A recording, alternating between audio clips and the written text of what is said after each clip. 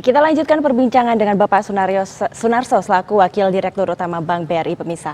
Pak Sunarso, kita tahu bahwa pembelian satelit ini tentu sudah menjadi corporate plan BRI ya Pak ya. Lalu mau dibawa kemana nantinya Bank BRI ketika saat ini sudah banyak dikenal sebagai bank yang spesialis UMKM gitu Pak? Ya, jadi dengan mengoperate dan memiliki sendiri satelit ini sebenarnya BRI ingin tetap berada di core kompetensinya. Core kita memang di UMKM ya.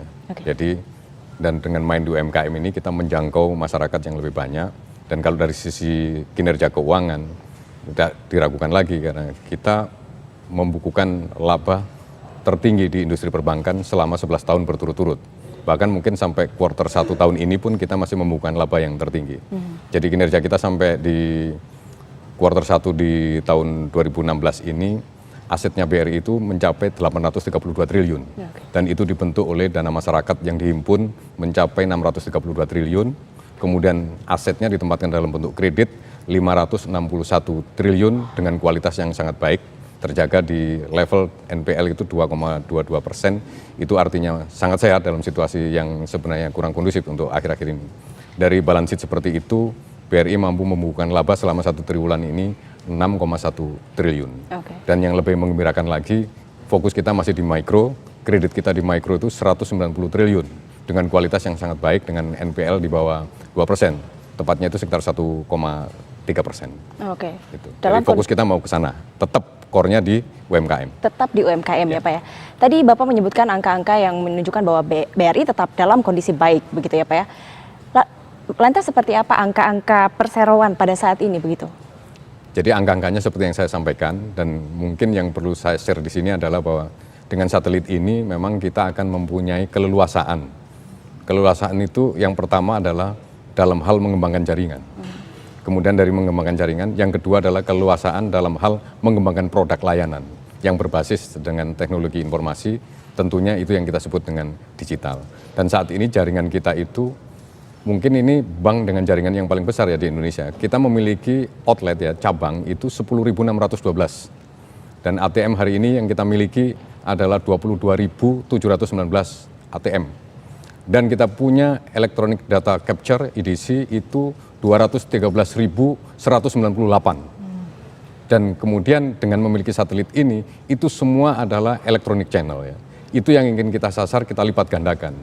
Dan kalau untuk mengembangkan jaringan, tidak harus invest cabang secara fisik, karena sekarang kita sudah kembangkan untuk mendukung program yang disponsori oleh OJK, Otoritas Jasa Keuangan, yang disebut Laku Pandai, layanan keuangan tanpa kantor ya. Dan itu di BRI diimplementasikan dalam bentuk agen briling. Jadi agen masyarakat ya, masyarakat bisa berperan sebagai cabangnya BRI menjadi agen briling. Hari ini kita sudah memiliki 63.000 agen briling. Kita ingin tahun ini meningkatkan dengan kapasitas karena kita mengoperate satelit sendiri 75.000. Dan seterusnya kita akan lipat gandakan, nanti ujungnya kita ingin mencapai ratusan ribu agen briling ini. Dan itulah kira-kira simplifikasi dari cabang-cabang yang selama ini memang harus dimiliki sendiri dan nanti tidak lagi harus dimiliki sendiri. Jadi setiap orang asal memenuhi syarat bisa berfungsi dan berperan menjalankan fungsinya sebagai cabangnya BRI. Oke, selain tadi menambah agen briling ya Pak ya, dengan peluncuran satelit ini, harapan lain dari perseroan apa lagi Pak?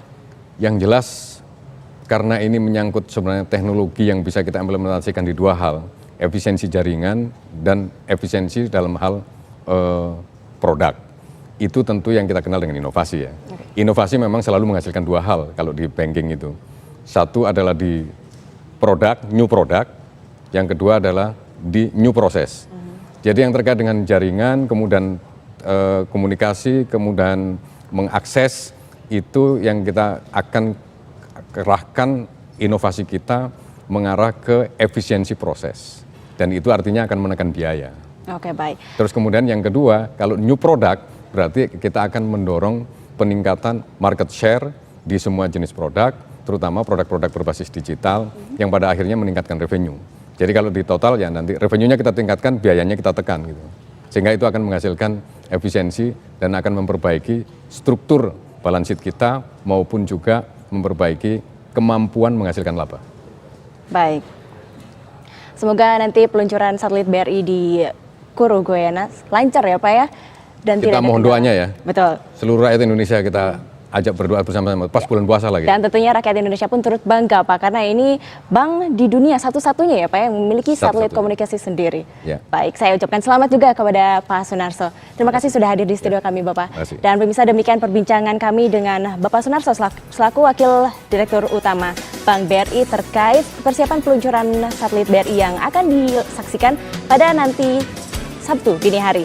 Dan demikian kabar pasar harus segera kita akhiri. Mewakili kru yang tugas, saya Suci Lestari pamit undur diri. Terima kasih dan sampai jumpa.